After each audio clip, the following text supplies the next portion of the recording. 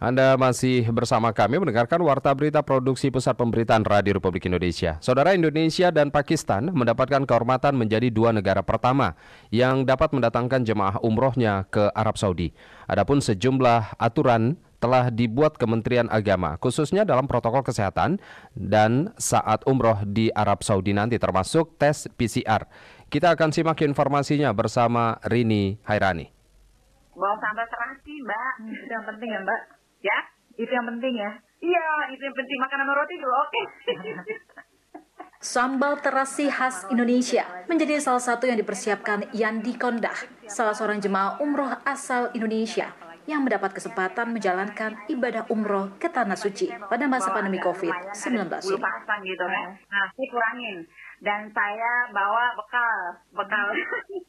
bekal Indonesia karena di karantina. Seperti diketahui, pemerintah Kerajaan Arab Saudi telah memberikan izin kepada Indonesia dan Pakistan untuk kembali mengirimkan jemaah umroh meski dengan jumlah terbatas dan protokol kesehatan ketat. Tentu saja bukan hanya sambal terasi, niat yang ikhlas serta multivitamin dan berbagai makanan instan juga menjadi bekal yang dipersiapkan Yandi untuk menemaninya menjalani karantina di Tanah Suci. Karantina serta tes PCR sendiri menjadi salah satu kewajiban yang harus dipenuhi jemaah umroh.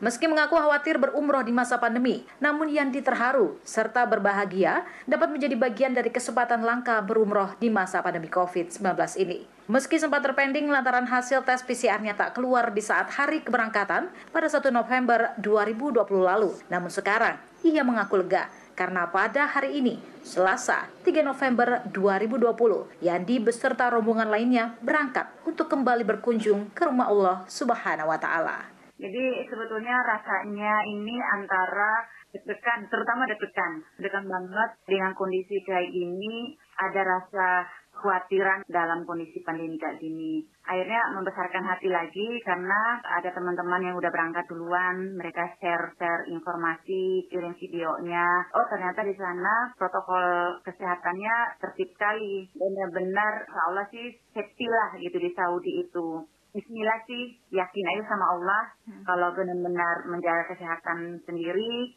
kemudian jaga jarak, protokol kesehatan dijalankan dengan baik, insya Allah sih aman.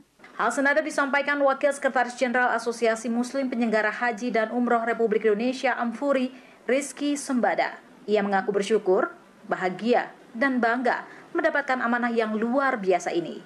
Dengan rasa haru, Rizky pun menceritakan bagaimana air matanya berlinang saat menjalani masa karantina, sembari melihat tembok-tembok Masjidil Haram dari kamar hotelnya. Alhamdulillah, Mbak, kalau ditanya tentang perasaan, alhamdulillah binikmah Allah, bitaufik Allah, karena nikmat dan taufik Allah Subhanahu wa Ta'ala kami diberikan kesempatan untuk menjadi bagian dan salah satu dari jamaah umroh, salah satu bagian dari hamba-hamba Allah yang diberikan kemudahan untuk ikut dan berangkat menjadi jamaah umroh di kloter pertama di Indonesia, bahkan nomor 2 di dunia, yaitu setelah negara Pakistan. Umroh di masa pandemik adalah berbeda dari umroh-umroh yang lainnya. Protokol kesehatan yang diberikan, baik regulasi di Indonesia sendiri yang mewajibkan terjunkan dan petugas lain yang diterjunkan di Bandara King Abdul Aziz, kami benar-benar tidak dibolehkan kemana-mana. Kami memandangi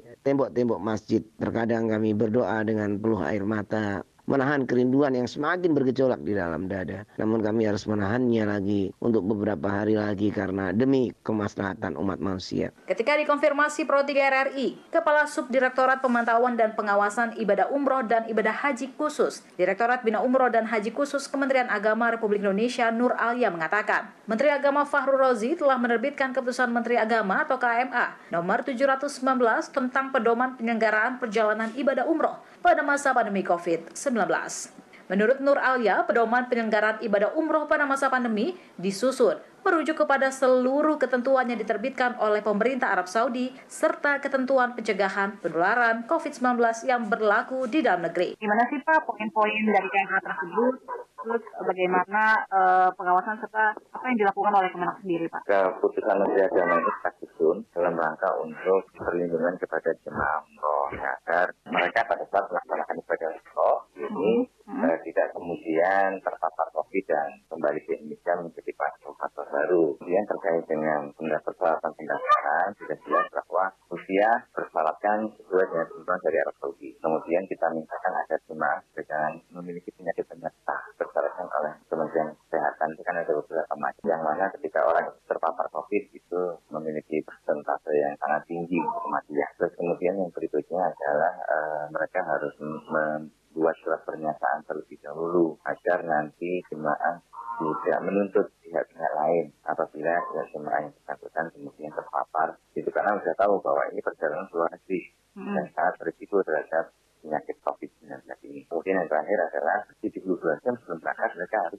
melakukan PCR swab. Hasilnya adalah negatif. Ini sangat penting karena menjadi persyaratan ketika mereka akan naik pesawat. Sebelumnya diberitakan sebanyak 59.757 jemaah umroh Indonesia sudah mendapatkan nomor registrasi untuk berangkat ke Tanah Suci. Akan tetapi, keberangkatan mereka tertunda akibat pandemi virus corona yang kemudian diputuskan penutupan umroh sejak Februari 2020.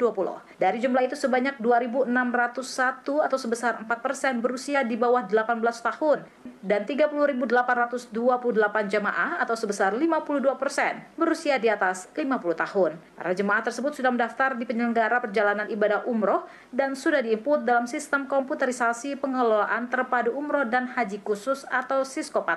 Untuk jemaah yang memenuhi kriteria usia tersebut sebanyak 21.418 orang yang sudah mendapatkan nomor porsi. Mereka adalah jemaah yang sudah melakukan pembayaran.